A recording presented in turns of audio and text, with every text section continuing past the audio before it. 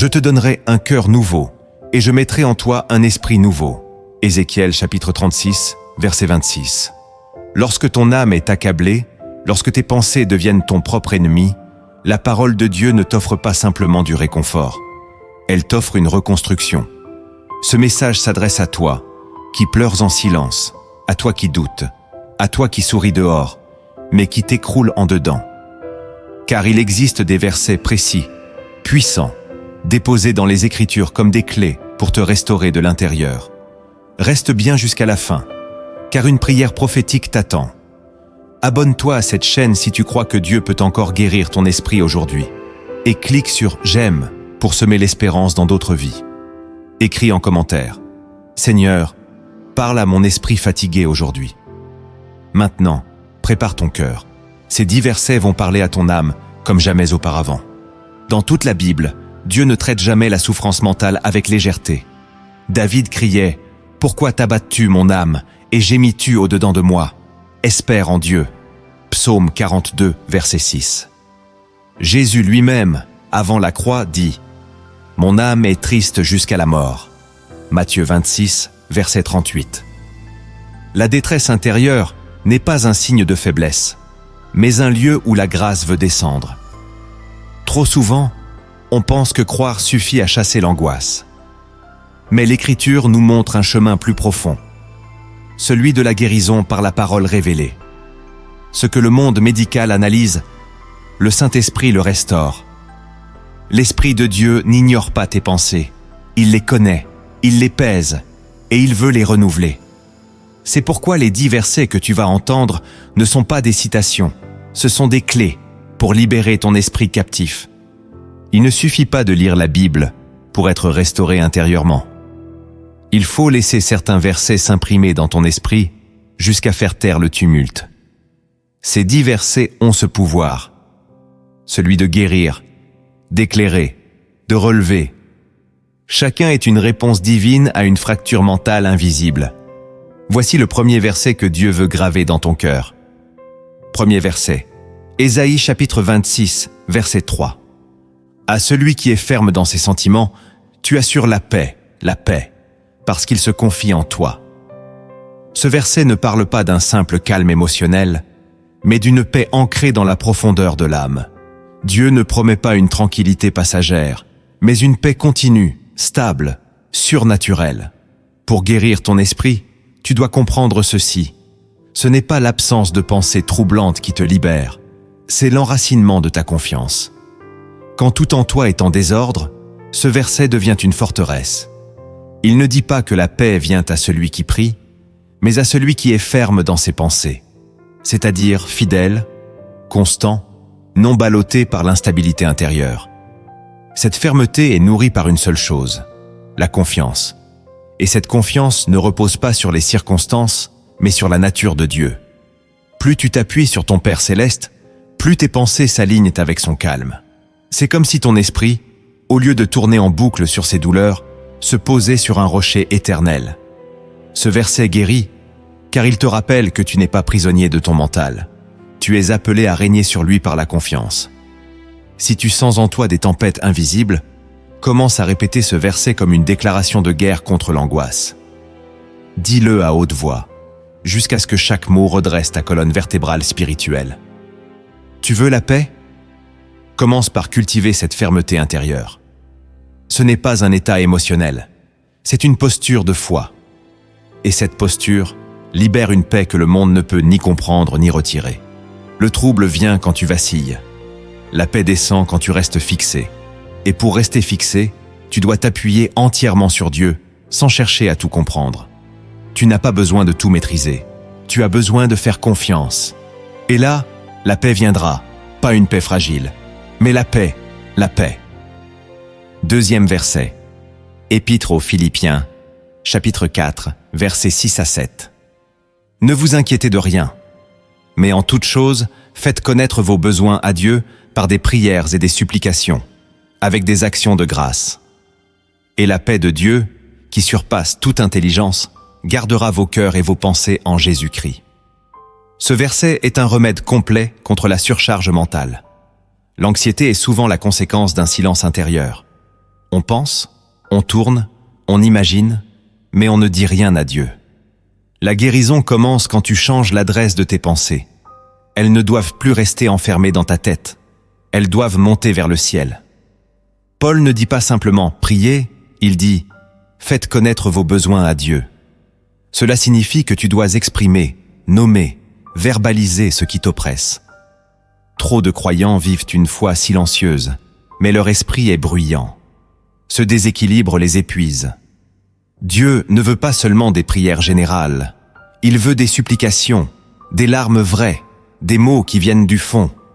Et en retour, il ne promet pas une réponse immédiate à tous tes problèmes. Mais il promet la paix. Une paix qui dépasse ton intelligence, c'est-à-dire une paix qui n'a pas besoin de raisons logiques pour s'installer. Cette paix devient une sentinelle autour de ton cœur et de tes pensées. Elle garde, elle protège, elle filtre. C'est comme une armure invisible contre les attaques mentales. Mais pour accéder à cette paix, il faut une condition, la reconnaissance. Il faut remercier avant même de recevoir. La gratitude est la clé qui ouvre la porte de la paix. Ce verset guérit l'esprit en t'apprenant à déplacer ton énergie mentale. Au lieu d'alimenter l'inquiétude, tu construis une muraille de paix par la prière, la supplication et la reconnaissance. Et quand cette muraille est dressée, tes pensées peuvent enfin respirer.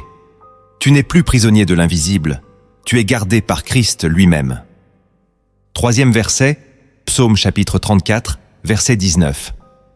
L'Éternel est près de ceux qui ont le cœur brisé, et il sauve ceux qui ont l'esprit abattu. Dans ce verset, Dieu ne te dit pas qu'il t'évitera le brisement, mais qu'il viendra s'asseoir avec toi dans tes ruines. Il ne méprise pas l'esprit abattu, il le visite. Ce verset est une déclaration de présence divine dans les heures les plus sombres. Et c'est précisément dans ces heures-là que l'esprit a besoin d'un secours qui ne vient pas des hommes. Le monde fuit les brisés. Dieu les cherche. L'esprit abattu n'est pas un obstacle pour lui. C'est un appel. Ce verset guérit car il change ton regard sur la souffrance intérieure. Ce n'est pas une honte, c'est un lieu d'intervention. Quand tu es abattu, épuisé, incapable même de prier avec force, tu es exactement dans l'espace où Dieu se tient tout près. Il ne faut pas attendre d'aller mieux pour ressentir Dieu. Il faut croire qu'il est déjà là, maintenant, au plus creux. Ce verset te donne la permission de pleurer, sans perdre la foi. Il t'enseigne que la brisure n'éloigne pas Dieu, elle l'attire. Et ce Dieu qui s'approche ne reste pas spectateur, il sauve. Il ne pense pas juste la plaie, il libère. L'abattement, dans ce verset, devient le point de départ d'un miracle. L'esprit affaibli devient le lieu d'une visitation. Et cette vérité change tout. Tu n'es pas oublié dans ta douleur, tu es visité. Le ciel s'incline vers toi, là où tout le monde détourne les yeux. Ce verset n'est pas juste une promesse de consolation. C'est une proclamation de salut, au cœur même de ton désespoir. 4e verset. Évangile selon Matthieu, chapitre 11, versets 28 à 29. Venez à moi, vous tous qui êtes fatigués et chargés, et je vous donnerai du repos. Prenez mon joug sur vous, et recevez mes instructions, car je suis doux et humble de cœur, et vous trouverez du repos pour vos âmes. Ce verset est l'appel le plus doux et le plus profond de Jésus pour ceux dont l'esprit est épuisé. Il ne te demande pas de faire des efforts, il te demande de venir. Fatigué, chargé. C'est exactement pour toi que cette invitation existe. Il y a dans ce verset une promesse double. Un repos donné et un repos trouvé. Le premier vient immédiatement quand tu acceptes de déposer ton fardeau. Le second vient quand tu marches avec Jésus, quand tu portes son joug, c'est-à-dire quand tu choisis ses voies, sa douceur, son rythme. L'esprit se fatigue souvent parce qu'il porte trop de choses que Dieu n'a jamais demandées. Ce verset guérit en ramenant l'essentiel. Viens, dépose, écoute. Jésus n'est pas un chef dur, il est doux et humble. Son autorité ne blesse pas, elle relève. Son joug n'écrase pas, il équilibre. Si ton esprit est en guerre, ce verset est ton refuge. Il ne te dit pas de tout comprendre, mais de tout déposer. Et c'est dans cette soumission que le vrai repos descend. Pas le repos des vacances ou du sommeil. Le repos de l'âme. Celui qui restaure tes pensées, qui aligne ton cœur, qui ralentit la tempête intérieure. Tu n'es pas fait pour tout porter seul. Tu es appelé à marcher avec un maître qui porte avec toi. Et dans ce compagnonnage, ton esprit respire enfin. 5e verset. 2e épître à Timothée, chapitre 1, verset 7. Car ce n'est pas un esprit de timidité que Dieu nous a donné, mais un esprit de force, d'amour et de sagesse. Ce verset est une déclaration d'identité. Il te rappelle que la peur, le doute, l'anxiété ne sont pas des dons du ciel, ils sont des intrus. Quand tu ressens en toi une oppression mentale, une confusion constante ou un découragement profond, tu dois te souvenir que cela ne vient pas de Dieu. Le Saint-Esprit produit autre chose, la force qui te fait tenir debout quand tout vacille, l'amour qui chasse la peur et la sagesse qui clarifie tes pensées. Ce verset guérit car il renverse l'accusation. Tu n'es pas faible parce que tu luttes mentalement. Tu es attaqué parce que tu portes une force qui dérange les ténèbres. Dieu ne t'a pas façonné pour la timidité, c'est-à-dire pour le repli, la peur, l'effacement. Il t'a façonné pour la puissance, la clarté, l'amour rayonnant. Et cela commence par une prise de conscience. Ce que tu ressens n'est pas toujours ce que tu es. Tu peux être oppressé sans être possédé. Tu peux être abattu sans être abandonné. Ce verset te redonne autorité sur ton propre esprit. Il t'invite à repousser la peur comme un mensonge et à réclamer ton héritage, un esprit aligné avec le ciel. Et si ce verset t'a parlé, écris en commentaire. Je réclame un esprit de force, d'amour et de sagesse. Car ta santé mentale commence quand tu refuses d'accepter comme normal ce que Dieu n'a jamais voulu pour toi. Ce verset n'est pas une consolation, c'est une reconquête. 6e verset, Proverbe, chapitre 4, verset 23. Garde ton cœur plus que toute autre chose, car de lui viennent les sources de la vie. Ce verset est plus qu'un conseil, c'est un commandement de survie spirituelle. Ton cœur, dans le langage biblique, ne désigne pas seulement tes émotions, mais le centre invisible où résident tes pensées, tes intentions, ta mémoire, ta sensibilité, tes rêves, tes blessures aussi. Dieu te dit ici que ce lieu intérieur est si précieux, si vital, qu'il mérite plus de vigilance que tout ce que tu possèdes à l'extérieur. Tu peux surveiller ton argent, ton corps, ton entourage.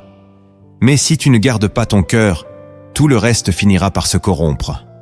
Ce verset guérit l'esprit, car il te donne un rôle actif dans ta propre restauration.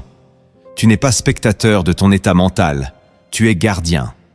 Ce que tu laisses entrer dans ton cœur façonne la qualité de tes pensées, la profondeur de ta paix, la clarté de ta foi. Il ne s'agit pas seulement d'éviter le mal extérieur, mais de surveiller les voies que tu autorises à t'habiter. As-tu laissé la peur construire sa chambre? As-tu permis au rejet de s'enraciner? Ce verset t'appelle à reprendre autorité sur les portes de ton être. Garde ton cœur, cela veut dire examine ce que tu écoutes, ce que tu regardes, ce que tu crois. Car de là, dit la parole, jaillissent les sources de la vie. Cela signifie que tout ce qui coulera de toi, tes paroles, tes choix, tes humeurs, prendra sa racine dans l'état de ton cœur. Un cœur blessé produira un langage blessant. Un cœur apaisé libérera la paix autour de lui. Ce verset est une invitation à l'hygiène spirituelle. Ne laisse plus tout entrer. Prie pour discerner. Apprends à dire non, même intérieurement. Car tu ne peux pas avoir un esprit guéri si ton cœur est contaminé. C'est de ton cœur que jaillissent les rivières. Mais si la source est empoisonnée, tout l'est. Alors aujourd'hui, déclare sur ta vie. Je garde mon cœur comme un trésor. Car là où les autres cherchent la paix dans le monde, toi, tu la cultives depuis ton sanctuaire intérieur. 7e verset. Évangile selon Jean, chapitre 14, verset 27. Je vous laisse la paix, je vous donne ma paix.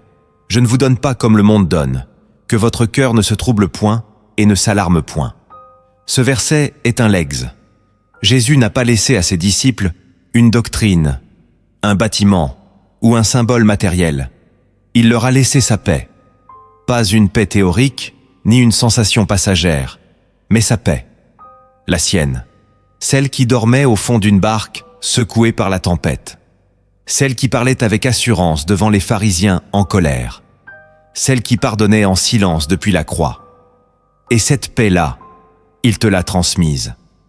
Pas comme le monde donne, c'est-à-dire avec conditions, fragilité ou expiration, mais comme un don éternel, déjà déposé en toi par le Saint-Esprit.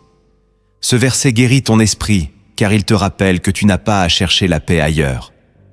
Elle est déjà là. Ce qui t'empêche de la ressentir, ce ne sont pas les événements extérieurs, mais le tumulte intérieur que tu tolères encore. Jésus te dit clairement que ton cœur ne se trouble pas. Il ne parle pas à ton environnement, mais à toi. C'est une autorité que tu dois exercer. Tu peux ordonner à ton cœur de se taire, de ne plus paniquer, de se souvenir de la paix reçue. Ce n'est pas une paix fabriquée, c'est une paix transmise. Et ce verset t'apprend que tu dois la protéger. Si tu t'alarmes, c'est que tu as laissé le monde prendre le dessus sur ce que Christ t'a donné. Tu n'as pas été sauvé pour vivre en panique permanente. Tu as été racheté pour marcher avec une paix qui défie la logique. Alors aujourd'hui, ne te contente pas d'espérer la paix. Réclame-la, déclare-la, vis-la. Elle t'appartient. Elle ne dépend pas de ce que tu vis, mais de celui qui vit en toi. Ce verset est une révolution silencieuse. Le monde tremble. Mais toi, tu peux rester stable, car la paix du Christ est en toi, réelle, profonde, indestructible. 8e verset, Psaume chapitre 4, verset 9. Je me couche et aussitôt je m'endors en paix, car toi seul, Éternel, tu me fais demeurer en sécurité. Ce verset est une prière nocturne, mais aussi une clé de guérison pour l'âme troublée. Il parle de ce moment précis où le corps s'allonge, mais où l'esprit continue de tourner. L'insomnie, les cauchemars, les pensées qui tourmentent avant le sommeil ne sont pas des fatalités. Ce sont des signaux que ton esprit crie encore. David, ici, t'enseigne un réflexe spirituel. Avant de dormir, il place sa sécurité non pas dans le verrou de sa porte, ni dans le silence de la nuit, mais dans la présence de Dieu. Ce verset guérit ton esprit parce qu'il te recentre. Il te rappelle que la paix ne dépend pas des circonstances extérieures, mais de la conscience d'être protégé. Toi seul signifie que personne d'autre ne peut t'offrir cette paix-là. Ni les médicaments, ni les distractions, ni même la présence humaine. La sécurité qui apaise l'âme vient de Dieu seul. Et quand tu choisis de t'appuyer sur lui, au moment le plus vulnérable de ta journée, quand tu t'endors, alors ton esprit se repose aussi. Ce verset est un remède pour les nuits agitées. Il t'enseigne que dormir en paix est une victoire spirituelle. Trop de croyants vivent avec des nuits fragmentées parce qu'ils n'ont pas remis leur esprit entre les mains du Père. Répète ce verset comme une déclaration avant de dormir. Dis-le à haute voix. Que ta chambre entende que tu refuses de dormir sous l'influence du trouble. Tu es un enfant du Dieu vivant et ce Dieu veille pendant que tu dors. Laisse-le être ta muraille. Laisse-le être ton refuge nocturne. Tu n'es pas seul. Ton esprit peut enfin relâcher. Et ton sommeil, ce cadeau oublié, peut redevenir une adoration silencieuse. 9e verset, Ésaïe chapitre 41, verset 10. Ne crains rien car je suis avec toi. Ne promène pas des regards inquiets, car je suis ton Dieu. Je te fortifie, je viens à ton secours, je te soutiens de ma droite triomphante. Ce verset est un rempart contre toutes les formes d'angoisse. Chaque mot est une promesse scellée par la voix même de Dieu. Il ne te demande pas d'être fort. Il ne te demande pas d'avoir tout compris. Il te demande de ne pas avoir peur. Et il fonde cette demande non pas sur tes capacités, mais sur sa présence. Je suis avec toi. C'est la phrase que l'esprit blessé doit entendre 1000 fois. Ce verset guérit car il t'inverse le regard. Tu ne combats pas seul. Celui qui t'a créé marche avec toi. Et il ne vient pas les mains vides. Il te fortifie. Il te soutient. Il vient à ton secours. Il n'observe pas ta douleur de loin. Il entre dans ta bataille. Et sa main droite, sa main triomphante, ne tremble jamais. Ce verset est une couverture chaude sur les pensées froides. Il étouffe la peur. Il assèche les larmes mentales. Il redresse les genoux fléchis. Ne promène pas des regards inquiets. Autrement dit, arrête de chercher autour de toi des solutions humaines. Fixe ton regard sur celui qui règne. Ce verset ne te promet pas l'absence de combat, mais la présence d'un secours divin. Et cela suffit. Quand tu réalises que c'est Dieu lui-même qui te soutient, l'esprit se stabilise. Tu n'es plus dans la survie, tu es dans la dépendance glorieuse. Ce verset, si tu le répètes dans ta prière, devient une armure invisible. Il rend ton cœur impénétrable à la panique. Et même quand tout vacille, tu peux dire « Mon Dieu me soutient, je ne crains rien ». 10e verset, 2e épître aux Corinthiens, chapitre 10, versets 4 à 5. Les armes avec lesquelles nous combattons ne sont pas charnelles, mais elles sont puissantes par la vertu de Dieu, pour renverser des forteresses. Nous renversons les raisonnements et toute hauteur qui s'élève contre la connaissance de Dieu, et nous amenons toute pensée captive à l'obéissance de Christ. Ce verset est une bombe spirituelle contre l'ennemi intérieur. Il t'apprend que ce n'est pas avec la logique, la volonté humaine ou les discours positifs que tu gagneras la guerre mentale. C'est avec des armes invisibles, données par Dieu, remplies de puissance divine. Ce verset guérit ton esprit, car il t'ouvre les yeux. Les forteresses mentales, les pensées obsédantes, les raisonnements toxiques peuvent être renversés. Pas maîtrisés, renversés. Ce n'est pas une cohabitation avec la souffrance, c'est une conquête. Tu ne dois pas juste calmer tes pensées, tu dois les amener captives à l'obéissance. Tu dois leur parler, les dominer, les soumettre au nom de Jésus. Ce verset révèle que le problème n'est pas seulement émotionnel, il est spirituel. Et le combat doit être mené avec autorité. Tu es un guerrier de l'esprit, pas une victime des pensées. Dieu t'a donné le pouvoir de démolir ce qui s'oppose à sa vérité en toi. Quand une pensée dit « tu n'en vaux rien », tu la renverses. Quand une idée murmure « tu es abandonné », tu la captives. Ce verset t'enseigne que la liberté mentale ne vient pas de l'oubli, mais de la victoire. Et cette victoire se gagne dans la prière, la parole proclamée, la méditation constante de la vérité biblique. Si tu appliques ce verset, ton esprit deviendra un champ conquis par Christ. Et là, la guérison n'est plus un espoir. Elle devient ton témoignage. Il existe des vérités cachées dans les Écritures que seul l'Esprit de Dieu peut révéler à un cœur brisé. Elles ne s'enseignent pas, elles se discernent. Et lorsqu'elles s'allument dans ton esprit, elles guérissent ce que personne ne voyait. Voici 10 révélations profondes, tirées des versets précédents, que tu dois méditer si tu veux marcher libre. La première vérité cachée, c'est que ton esprit est un sanctuaire, pas un champ de bataille. Trop de croyants acceptent de vivre intérieurement comme si l'âme était une zone neutre, ouverte à toutes les influences, à tous les vents, à toutes les voies. Pourtant, selon Dieu, ton esprit est un sanctuaire, un lieu mis à part, réservé à sa présence, à sa paix, à sa lumière. Si le tumulte habite ton esprit, ce n'est pas parce que tu es faible, mais parce que tu as abandonné ton autorité sur l'espace intérieur. Jésus n'a pas dit que tu serais épargné des tempêtes, mais que tu aurais la paix au milieu d'elles. Il t'a laissé sa paix, pas une paix empruntée, pas une paix émotionnelle, mais une paix enracinée dans sa propre nature divine. Tant que tu vois ton esprit comme un champ de bataille, tu continueras à subir. Mais dès que tu le reconsidères comme un sanctuaire, tu changes de posture. Tu ne tolères plus l'agitation, tu la chasses. Tu ne négocies plus avec les pensées toxiques, tu les confrontes. Car le sanctuaire est sacré. Dans l'Ancien Testament, tout ce qui entrait dans le temple devait être purifié, sanctifié, préparé. Pourquoi alors laisses-tu entrer n'importe quelle pensée dans le temple de ton âme ? La première guérison commence par la reconquête de cet espace intérieur. C'est en traitant ton esprit comme une demeure de Dieu que la paix revient. Tu n'es pas appelé à vivre mentalement exposé. Tu es appelé à établir une frontière spirituelle. Tu es le gardien de ton sanctuaire. Et c'est dans ce lieu, une fois purifié, que la présence de Dieu descendra avec puissance.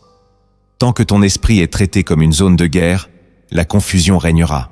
Mais quand tu rétablis le sanctuaire, l'ordre divin s'impose et la guérison commence. Ce n'est pas en fuyant tes pensées que tu guériras, c'est en les sanctifiant.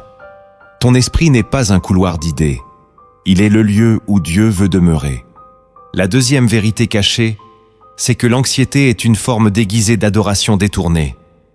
Personne ne veut l'admettre, mais l'inquiétude constante est une méditation, une concentration, une forme de prière inversée. Quand tu passes des heures à penser à ce qui pourrait mal tourner, à ce que tu ne contrôles pas, à ce que tu risques de perdre, tu donnes à ces choses un pouvoir qu'elles ne devraient pas avoir. L'anxiété n'est pas simplement un trouble psychologique, c'est un déplacement d'adoration. Tu portes ton attention, ton énergie, ta parole, ta foi, oui ta foi, vers ce qui te fait peur, et non vers celui qui t'a promis la paix.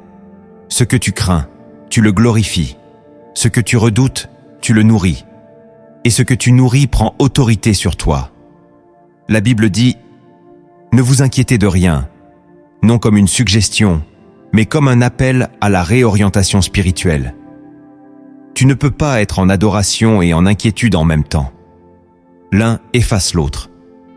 Ce verset t'enseigne à faire de chaque inquiétude une offrande. Tu la transformes en prière, en supplication, en action de grâce. Ainsi, tu renverses la dynamique invisible. Tu retires ta foi des ténèbres et tu la reposes sur Dieu. L'anxiété est une preuve que tu crois, mais que tu crois à la mauvaise voie. Elle n'est pas une faiblesse honteuse, elle est un signal. Et ce signal doit te ramener à l'autel. Là où tu cesses d'alimenter l'ennemi avec ton attention et où tu recommences à élever Dieu avec ta foi. Ce renversement, cette reconversion de ton esprit est la clé de ta paix. Car tu ne peux pas arrêter de penser, mais tu peux choisir à quoi. Et ce choix détermine ton état. Alors reviens à l'essentiel. À qui donnes-tu ton attention? Ce que tu regardes détermine ce qui règne sur ton esprit. L'anxiété n'a plus le droit de gouverner un cœur qui adore le Seigneur en vérité. La troisième vérité cachée, c'est que Dieu ne t'a jamais abandonné dans ta douleur mentale, c'est toi qui as cessé de l'écouter. Quand l'esprit souffre, il s'isole. Et quand il s'isole, il n'entend plus. Le silence de Dieu n'est pas l'absence de Dieu. C'est souvent l'écho de ton propre repli. Le psaume déclare « L'Éternel est près de ceux qui ont le cœur brisé ». Cela signifie que ton effondrement n'est pas une malédiction, mais une opportunité de proximité divine. Le problème, c'est que dans la douleur, tu as arrêté de t'adresser à lui comme à un père. Tu as laissé le murmure de la souffrance couvrir la voix douce du Saint-Esprit. Et peu à peu, tu as cru que Dieu s'était éloigné. Mais c'est une illusion. Dieu est toujours resté. Il ne s'est jamais retiré. C'est ton esprit, blessé, fermé, étouffé, qui a cessé d'être réceptif. Cette vérité guérit, car elle remet la lumière là où l'obscurité avait pris racine. Tu n'es pas seul. Tu ne l'as jamais été. Même dans le silence, même dans la dépression, même dans la nuit, il était là. Il attendait que tu ouvres à nouveau la porte. Le secret, ce n'est pas de chercher une voix tonitruante du ciel. C'est de réapprendre à discerner sa présence dans le souffle, dans la paix, dans une parole simple de l'Écriture. Tu veux guérir? Recommence à écouter. Ouvre la Bible, pas comme un rituel, mais comme une conversation. Parle-lui, même si tu n'as que des larmes, et tu verras que sa voix n'a jamais quitté ton esprit. Elle était seulement couverte par le bruit de ta douleur. Quand tu choisis d'écouter à nouveau, quelque chose se réaligne. La paix revient. La vie revient. Et tu découvres que ton Père t'a toujours attendu au même endroit, dans ton cœur, brisé, mais prêt à l'entendre. La quatrième vérité cachée, c'est que le repos de l'âme est un fruit de l'obéissance, pas une émotion passagère. Jésus n'a pas seulement dit « Venez à moi ». Il a dit « Prenez mon joug et recevez mes instructions ». Trop de chrétiens veulent la paix sans le processus. Ils veulent le soulagement sans le changement. Mais dans l'ordre des paroles de Christ, la guérison mentale suit une décision d'obéissance. Prendre son joug, c'est s'attacher à sa manière de penser. marcher à son rythme, se soumettre à sa vérité. Recevoir ses instructions, c'est cesser de raisonner avec l'âme blessée pour apprendre à marcher selon l'esprit. Et là, alors, vient le repos. Pas une émotion temporaire, mais un état durable. Car l'obéissance aligne ton esprit avec la paix de Dieu. Ce n'est pas la liberté totale qui amène la paix, c'est la dépendance volontaire à Jésus. Tu ne peux pas avoir un esprit guéri si tu refuses la discipline de l'écoute. Tu ne peux pas goûter à la sérénité si tu rejettes les instructions du Maître. Ce verset révèle que le vrai repos est une conséquence. Tu veux la paix? Accepte le joug. Tu veux du calme intérieur? Suis l'enseignement. Jésus est doux, humble, mais il est aussi structuré. Il ne promet pas un apaisement émotionnel automatique. Il promet un repos pour l'âme à ceux qui acceptent sa voie. Si tu ressens une agitation constante, peut-être as-tu sauté une étape. Reviens au début. Ai-je accepté son joug? Suis-je encore en train de marcher avec ses instructions ou ai-je repris mon indépendance mentale? Car la paix ne descend pas au hasard. Elle repose sur un terrain d'obéissance. Et quand tu t'alignes, tu n'as plus besoin de forcer le calme. Il s'impose naturellement. C'est une paix bâtie, posée sur l'écoute, la soumission, la confiance. Voilà pourquoi elle dure. Elle ne dépend plus de toi. Elle dépend de ton attachement au Maître. La 5e vérité cachée, c'est que ta vraie identité spirituelle est ton bouclier contre la confusion mentale.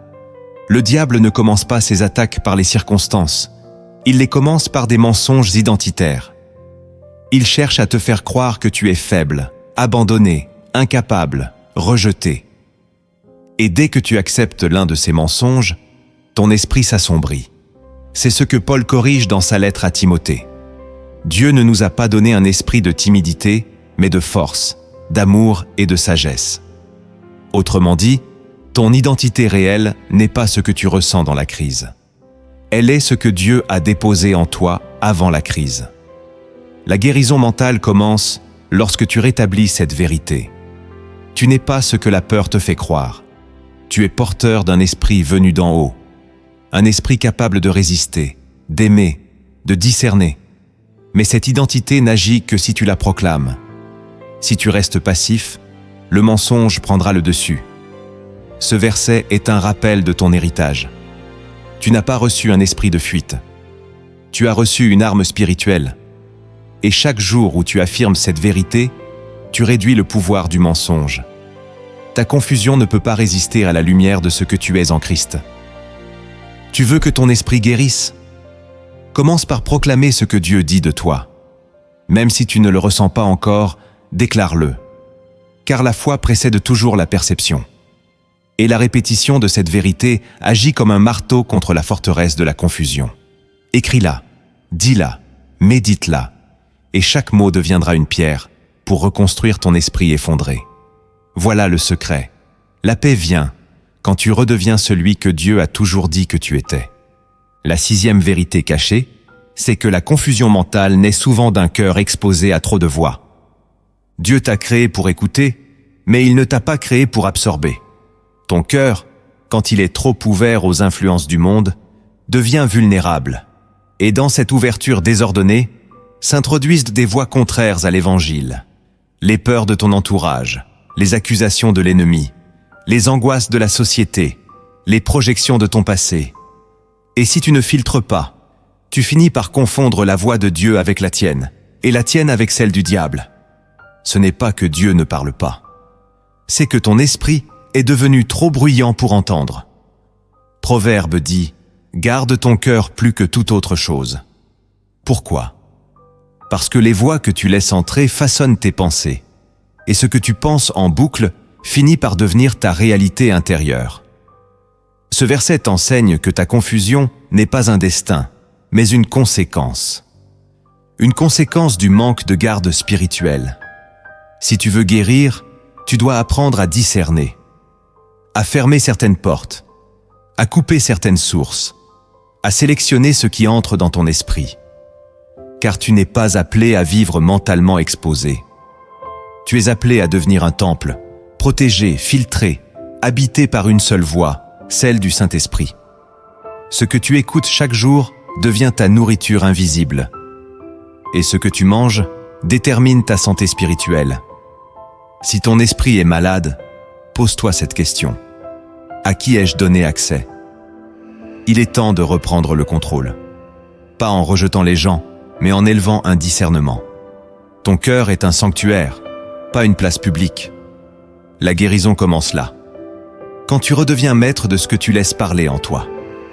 La confusion se dissipe quand tu t'exposes à la parole, pas aux prédictions humaines.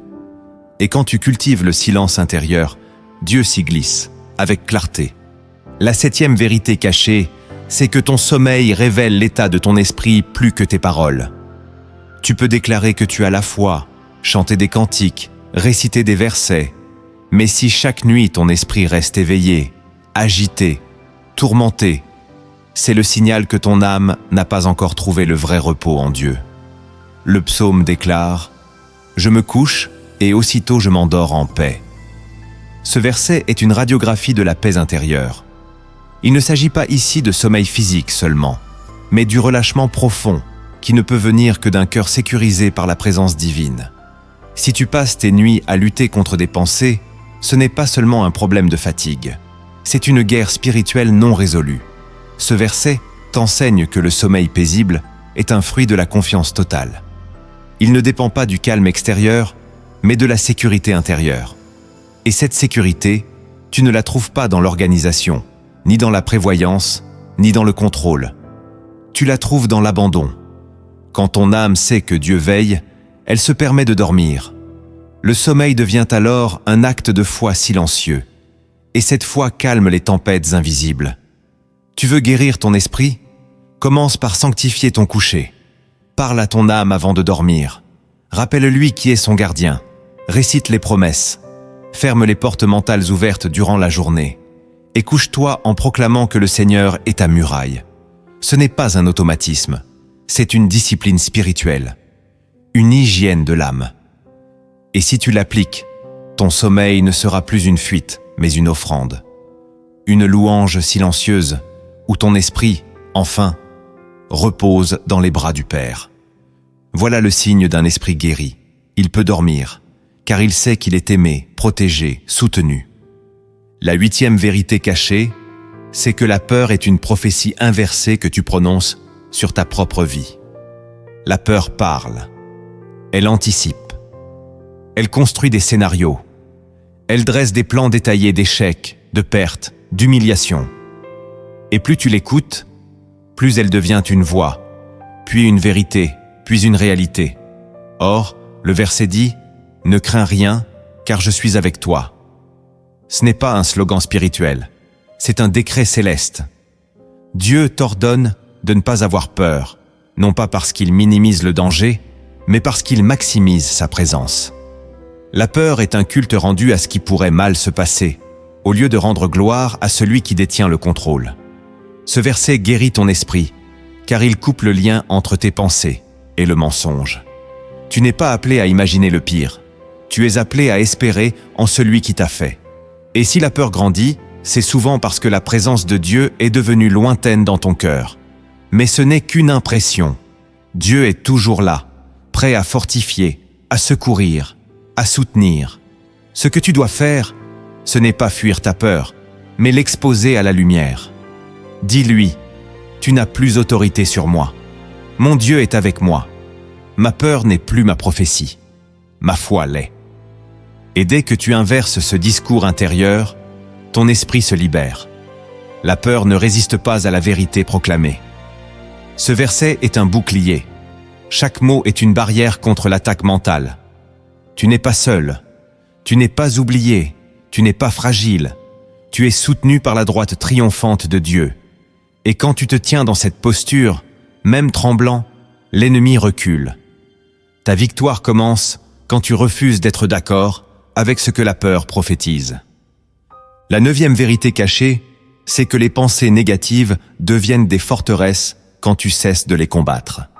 Paul dit « Nous renversons les raisonnements ». Cela signifie qu'ils ne tombent pas seuls. Tu dois les attaquer, les démasquer, les confronter et surtout les amener captifs à l'obéissance de Christ. Trop de croyants tolèrent des pensées toxiques comme si elles étaient normales. Ils disent « je suis toujours comme ça » ou « c'est plus fort que moi ». Et peu à peu, ces pensées s'installent comme des murs autour de leur esprit. Mais ces murs, Dieu ne les a pas bâtis. C'est le fruit d'un silence, d'une passivité, d'une capitulation. Ce verset t'apprend que tu as des armes, pas psychologiques, spirituelles, puissantes, et que si tu les emploies, tu peux renverser ce qui semblait indestructible. Chaque pensée doit être interrogée. D'où viens-tu? Qui t'a envoyé? Corresponds-tu à la vérité de Christ? Et si la réponse est non, alors elle doit partir. Tu n'es pas obligé de subir ce que tu penses. Tu as autorité sur ton propre esprit. Ce verset est une révolution intérieure. Il te rend libre. Il t'appelle à redevenir soldat et non victime. Tu n'as pas été racheté pour vivre emprisonné par ton propre mental. Tu as été libéré pour penser selon le ciel. Et cela exige un combat quotidien. Mais dans ce combat, tu n'es pas seul. Dieu t'a équipé. À toi maintenant de lever ton épée et de déclarer « Toute pensée qui ne vient pas de Christ doit se soumettre ». La 10e vérité cachée, c'est que la paix intérieure est une atmosphère qu'on entretient, pas une sensation qu'on attend. Trop de gens espèrent ressentir la paix comme on attend une brise soudaine. Mais la paix n'est pas une émotion imprévisible. C'est une atmosphère, un climat intérieur qu'on cultive. Jésus a dit « Je vous donne ma paix ». Cela veut dire qu'elle est là, mais c'est à toi d'en prendre soin. Comme une lampe qu'on doit protéger du vent, comme un jardin qu'on doit entretenir. La paix se construit par la parole, par la prière, par le refus des distractions. Elle grandit là où le silence est respecté, là où la louange est fréquente, là où la méditation est prioritaire. Tu ne peux pas vivre en agitation constante, nourrir ton esprit de bruit et espérer ressentir la paix divine. Ce n'est pas possible. La paix demande un environnement spirituel.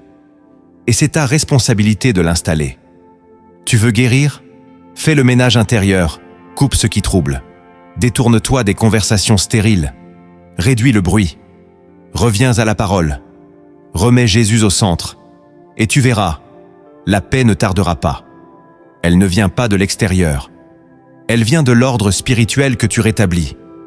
Et quand cet ordre est en place, même les tempêtes n'arrivent plus à t'éteindre. Car la paix de Christ devient ton climat permanent. Il ne suffit pas de connaître les versets. Il faut les incarner.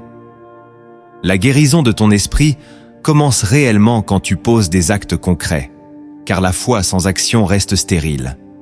Voici maintenant les démarches spirituelles, les choix intérieurs et les attitudes quotidiennes que tu dois adopter si tu veux expérimenter une restauration réelle et durable. Le premier acte que tu dois poser pour guérir ton esprit, c'est de sanctifier tes pensées par la parole de Dieu. La plupart des troubles intérieurs persistent parce que les pensées sont laissées à elles-mêmes. Un esprit sans direction devient rapidement une proie. Tu ne peux pas simplement espérer aller mieux en attendant que les pensées changent d'elles-mêmes. Tu dois leur imposer une nouvelle nourriture. Et cette nourriture, c'est la parole de Dieu. Pas des citations isolées, pas des versets motivants pris à la volée, mais une immersion constante, lente, méditative, dans la vérité biblique. Tu dois rééduquer ton esprit, le ramener à l'écoute du ciel. C'est un acte de sanctification. Tu purifies ton intérieur de tout ce qui a été imprimé par les mensonges, les traumatismes, les peurs, et tu l'imprègnes progressivement de la voix du Père. Cela exige du temps, du silence, de la répétition. Mais si tu persévères, la transformation s'opère. Ton esprit devient un terrain propre, réceptif à la paix, à la clarté, à la joie. Trop de croyants veulent la paix sans faire le ménage. Mais Dieu ne déverse pas sa paix dans un cœur saturé d'impureté mentale. Tu dois te positionner. Tu dois faire de ta Bible non un décor, mais un outil. Chaque jour, choisis un passage. Lis-le lentement, écris-le, répète-le. Demande au Saint-Esprit de l'ancrer en toi. Et surtout, refuse les pensées contraires. C'est un acte de discipline. Tu prends position pour Dieu dans ton propre esprit, car la guerre intérieure ne se gagne pas avec des émotions, mais avec des vérités. Si tu veux la guérison, commence par installer la parole comme autorité suprême dans ton esprit. Dès lors, ce que Dieu dit deviendra plus fort que ce que tu ressens. Et là, la paix viendra non pas comme un miracle temporaire, mais comme une atmosphère constante, car ton esprit aura été sanctifié. Le deuxième acte que tu dois poser pour guérir ton esprit, c'est de fermer les accès spirituels à tout ce qui alimente la confusion. Le monde moderne t'expose à une multitude de sources, de voix, d'images, de pensées. Et sans même t'en rendre compte, ton esprit absorbe des dizaines de messages par jour qui contredisent la vérité biblique. Le résultat, c'est un désordre mental chronique. Un cœur divisé, des pensées floues, une incapacité à discerner. Si tu veux retrouver la paix, tu dois fermer des portes. Il ne s'agit pas de devenir extrême, mais de devenir intentionnel. Quel contenu regardes-tu? Quel discours écoutes-tu? Quelle musique nourrisse ton âme? Chaque canal est un accès, et chaque accès alimente un climat intérieur. Si tu tolères des voix étrangères à Dieu, ne t'étonne pas que la paix s'éloigne. Tu ne peux pas invoquer le Saint-Esprit et en même temps nourrir ton esprit de paroles de peur, de critique, de violence ou de sensualité. Le problème n'est pas toujours spirituel. Il est parfois logistique. Ce verset que tu médites le matin est-il annulé par la série que tu regardes le soir? Ce cantique qui t'élève est-il écrasé par les paroles toxiques de ton entourage?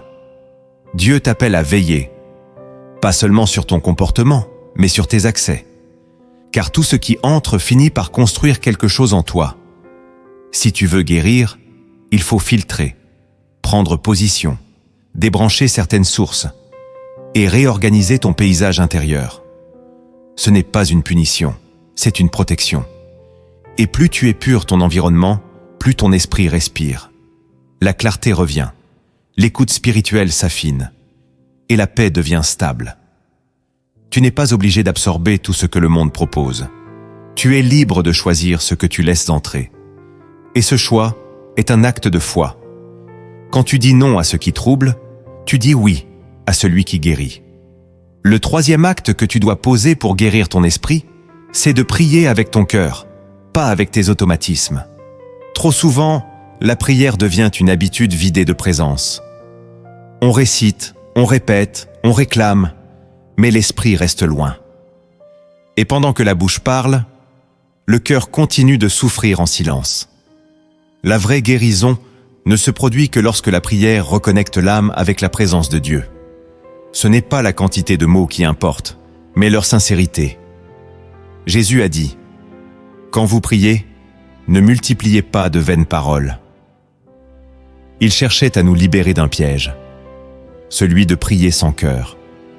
Si ton esprit est malade, il a besoin d'une prière vraie, d'une prière où tu ne joues pas un rôle, où tu ne cherches pas à impressionner, mais où tu t'effondres devant ton Père. Une prière où tu cries, où tu pleures, où tu exposes tout. Car Dieu ne guérit pas les masques, il guérit les âmes nues. Ce type de prière n'est pas toujours structuré. Il est parfois chaotique, mais il est vivant. Et c'est dans cette vie-là que le Saint-Esprit agit. Si tu veux que ton esprit soit restauré, tu dois redevenir vrai dans ta prière. Parle-lui comme à un père. Raconte-lui tout, même ce que tu crois honteux. Et écoute. Laisse des silences. Écoute ce que ton cœur dit sans mots. C'est là que Dieu répond. Pas forcément avec des phrases, mais avec une paix, une conviction, une présence. Et dans cette présence, ton esprit respire à nouveau. La guérison commence quand tu oses prier avec ton esprit, et non à côté de lui. Ce n'est pas une prière parfaite que Dieu attend.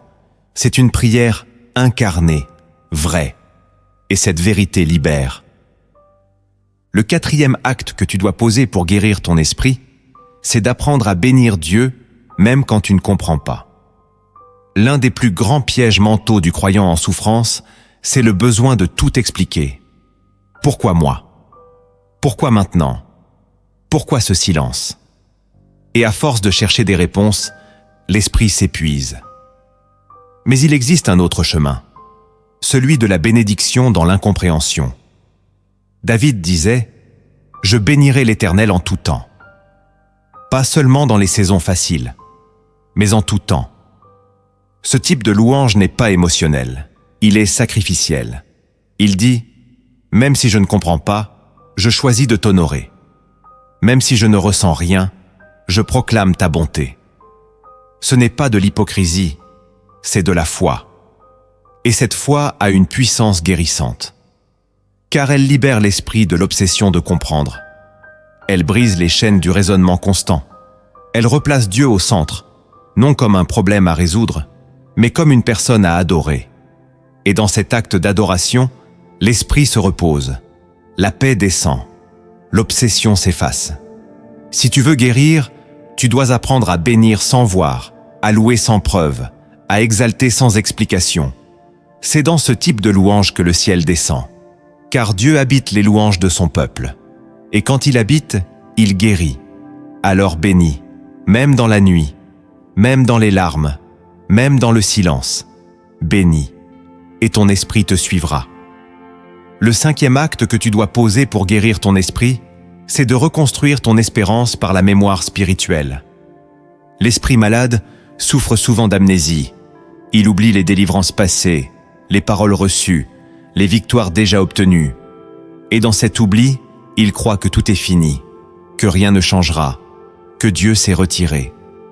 Pourtant, la Bible est remplie d'appels à se souvenir. « Mon âme se souvient, et cela me donne de l'espérance », dit Jérémie.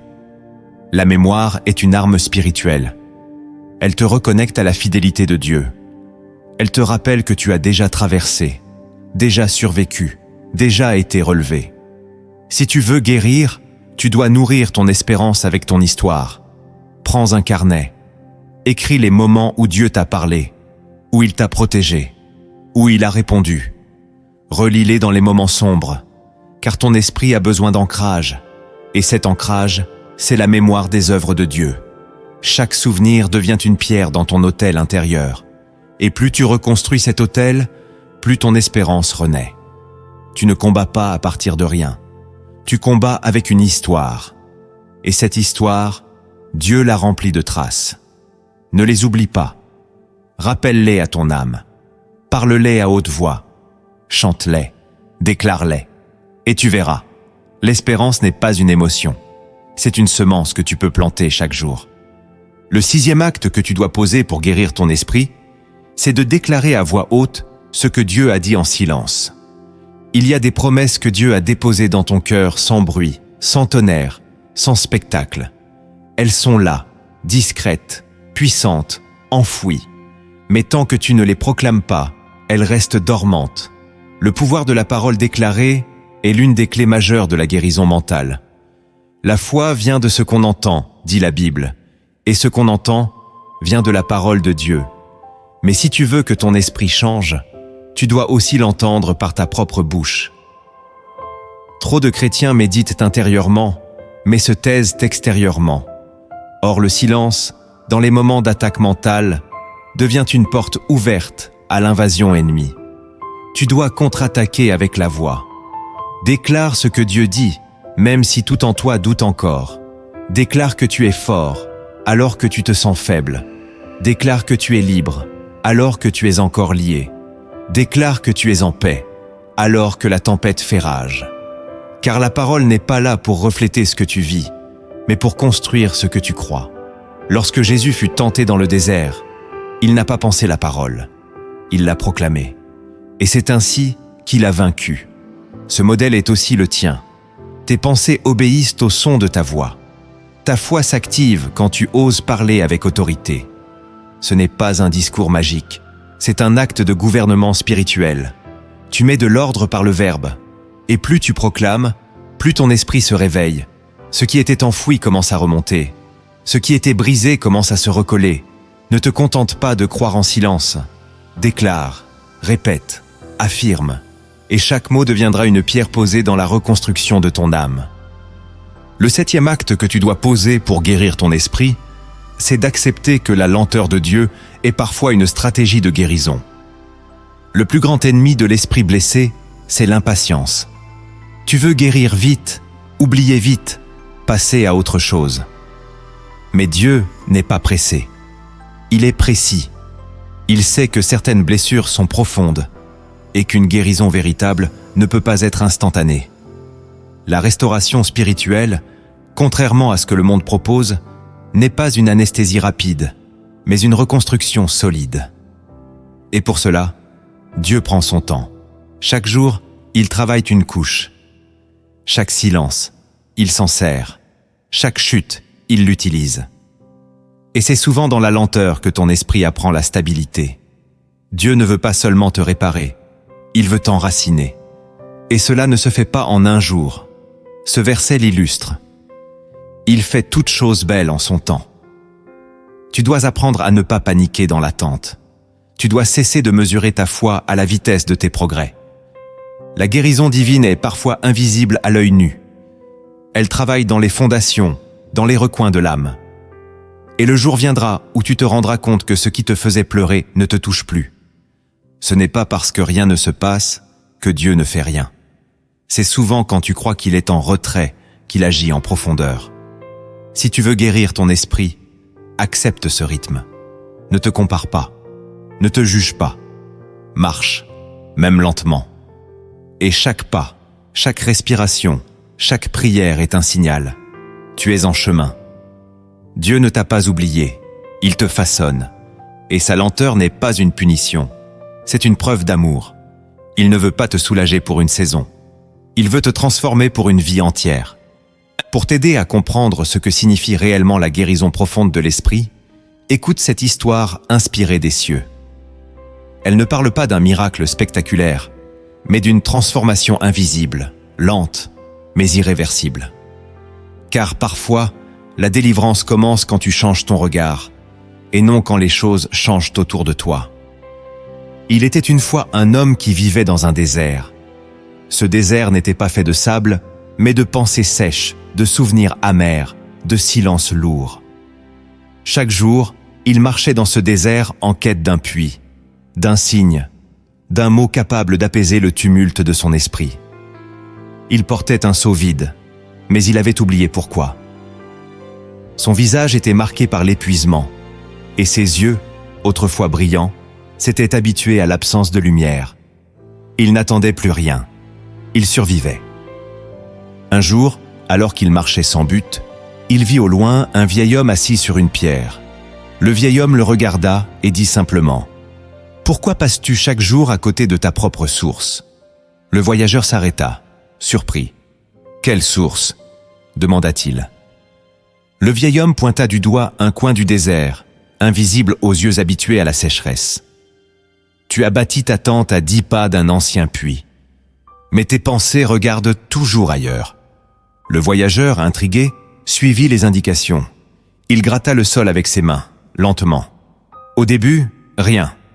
Puis une pierre, puis une autre, puis une vieille margelle de puits, enfouie sous la poussière. Il se mit à creuser. Longtemps. Il avait mal aux mains. Il doutait. Il voulait abandonner. Mais quelque chose en lui, un souvenir ancien, le poussait à continuer. Un matin, alors que le soleil se levait, il frappa une dernière fois la terre, et l'eau jaillit. Elle était claire, pure, vivante. Il plongea son visage dedans, et pour la première fois depuis des années, il sentit son esprit s'apaiser. Ce n'était pas une pluie soudaine, ce n'était pas un miracle venu du ciel. C'était une source qui avait toujours été là, mais qu'il n'avait jamais osé chercher. Le vieil homme disparut, mais le voyageur désormais ne partit plus. Il resta près du puits.